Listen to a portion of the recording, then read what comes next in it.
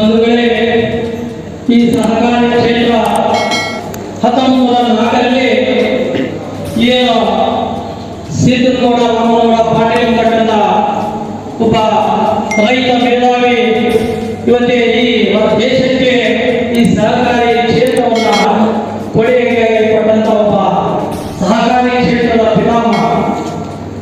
ಇದೇ ನಮ್ಮ ಗದಗ ಜಿಲ್ಲೆಯ ಕಣಿಗಾಳಿ ಗ್ರಾಮದಲ್ಲಿ ಪ್ರಪ್ರಥಮವಾಗಿ ಈ ಸಹಕಾರಿ ಕ್ಷೇತ್ರವನ್ನು ಪ್ರಾರಂಭ ಮಾಡಿ ಇಡೀ ದೇಶಾದ್ಯಂತ ಸಹಕಾರಿ ಕ್ಷೇತ್ರದ ಶಕ್ತಿ ಏನೆಂಬುದನ್ನು ತೋರಿಸಿಕೊಟ್ಟಂತ ಒಬ್ಬ ಮಹಾನ್ ರೈತ. ಅಂತ ನಾಡಿನಲ್ಲಿ ಹುಟ್ಟಿದಂತ ನಾವೆಲ್ಲರೂ ಪುಣ್ಯಾತ್ಮರು.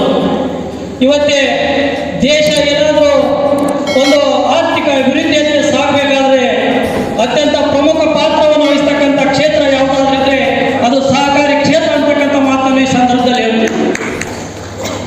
ಬಂಧುಗಳೇ, ದೇಶದಲ್ಲಿ 9 ಲಕ್ಷ ಸಹಕಾರಿ ಕ್ಷೇತ್ರಗಳಿವೆ. ಶೇಕಡಾ 91% ಅವು ಗ್ರಾಮೀಣ ಭಾಗದಲ್ಲಿವೆ. ಬಂಧುಗಳೇ, ಇವತ್ತು ಗ್ರಾಮೀಣ ಭಾಗ ಅಭಿವೃದ್ಧಿ ಆದರೆ ಈ ದೇಶದ ಅಭಿವೃದ್ಧಿ ಅಂತಕ್ಕಂಥ ವ್ಯವಸ್ಥೆಯನ್ನು ಮನಗಂಡು ಅಂದಿನ ಈ ಸಹಕಾರಿ ಕ್ಷೇತ್ರದ ಪಿತಾಮಹರಾದಂಥ ಸಿದ್ದಗೌಡ ರಾಮಗೌಡ ಪಾಟೀಲ್ ಅವರು ಗ್ರಾಮಾಂತರದ ಮೂಲಕವೇ ಈ ಒಂದು ಕ್ಷೇತ್ರವನ್ನು ಪ್ರಾರಂಭ ಮಾಡಿದರು. ಅದಕ್ಕೆ ಒಂದು ಒಳ್ಳೆಯ ಒಂದು ವ್ಯವಸ್ಥೆಯನ್ನು ಹಾಕಿಕೊಟ್ಟಂತ ಒಬ್ಬ ಧೀಮಂತ ಒಬ್ಬ ರೈತ ಹೋರಾಟಗಾರರು. ಅದಕ್ಕಾಗಿ ಬಂಧುಗಳೇ, ಇವತ್ತ ಈ ನಮ್ಮ ದೇಶದಲ್ಲಿ 7,50,000 ಹಳ್ಳಿಗಳಿವೆ. ಅದರಲ್ಲಿ 6,44,000 ಹಳ್ಳಿಗಳಲ್ಲಿ ಈ ಒಂದು ಸಹಕಾರಿ ಕ್ಷೇತ್ರ ತನ್ನ ಕಾರ್ಯ ಪ್ರವೃತ್ತಿಯನ್ನು ಮಾಡ್ತಾ ಇದೆ. ಇವತ್ತು ದೇಶದ ತುಂಬ ಯಾವ ರೀತಿ ತನ್ನ ವ್ಯವಸ್ಥೆಯನ್ನು ಹರಡ್ತಾ ಇದೆ ಅಂದರೆ ಇದು ಒಂದು ದೊಡ್ಡ ಆಲದ ಮರವಿದ್ದಂತೆ.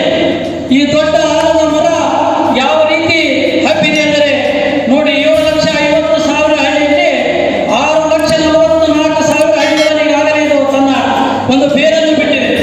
ಅದಕ್ಕಾಗಿ ಇವತ್ತ ಈ ದೇಶ ಏನಾದರೂ ಒಂದು ಅಭಿವೃದ್ಧಿ ಅಂತ ಸಾಗಬೇಕಾದ್ರೆ ನಾವು ಕೇಳ್ತಾ ಇದ್ದೇವೆ, ಸಣ್ಣರಿದ್ದಾನೆ ಕೇಳ್ತಾ ಇದ್ದೇವೆ.